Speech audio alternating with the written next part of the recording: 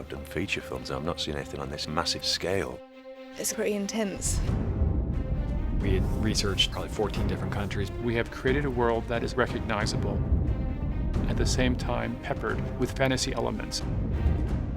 There's real emotion and there's so many twists and turns. Fantasy fans will love it. The HBO audience is gonna love it too. It's got action, it's got passion, betrayal and murder. It's never been done before in television.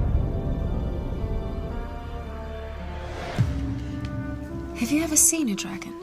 Dragon gone, Khaleesi. The trader from Karth told me that dragons come from the moon. Leave me with her.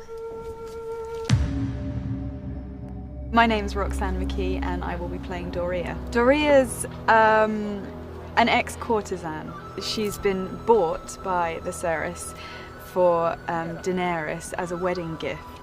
Can you teach me how to make the Carl happy? Yes.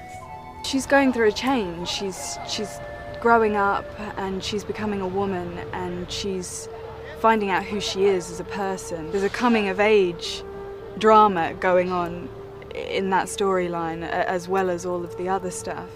She has to learn quickly who she is and she has to draw on her inner strength as a person. You're learning to talk like a queen. Not a queen. A Khaleesi.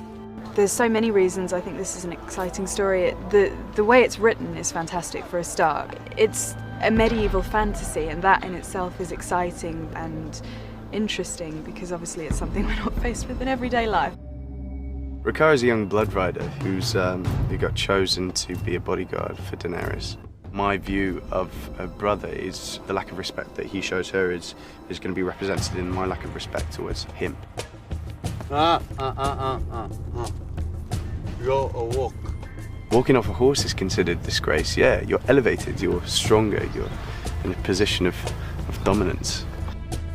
I think this would be a very exciting series. The fact that the story is so big, but it's not necessarily hugely fragmented, and you're constantly stimulated and interested. He's an exiled knight from Westeros. You sold slaves. Aye. Now Ned Stark wants my head. There's a sort of duality about him. He's fundamentally an honourable man and he's trying to win back his own self-respect. What do you pray for, Ser Jorah? Home. I pray for home too. He's got in amongst the Dothraki and I think they've taken to him because he's a warrior from a different culture, but he's a fighting man. It's a very dramatic story. Visually, it's so diverse throughout. The scripts are incredibly strong. So I think it's a very exciting thing to be on.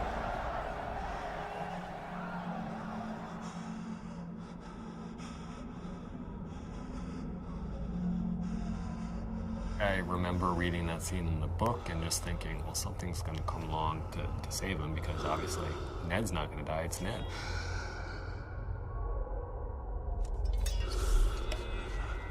And then it doesn't, and you're kind of shocked by it, and you're reading, yelling, no, like you turn back the pages thinking, wait, did I miss something? Did someone come along?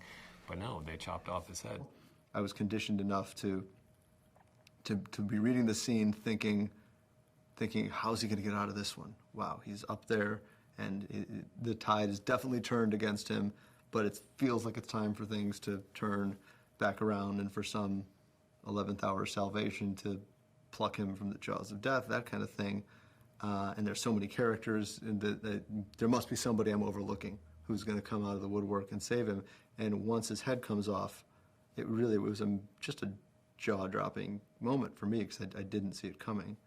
And I do storytelling for a living, and I think a lot about stories, and it's not, it's great to be brought back to that place where it's great to be surprised in that way, because it doesn't happen that often. It's great to have somebody be a skillful enough storyteller to cause you to let down your guard and to stop thinking in terms of machinations and just to be in the moment and as surprised and horrified by it as the people in the story are.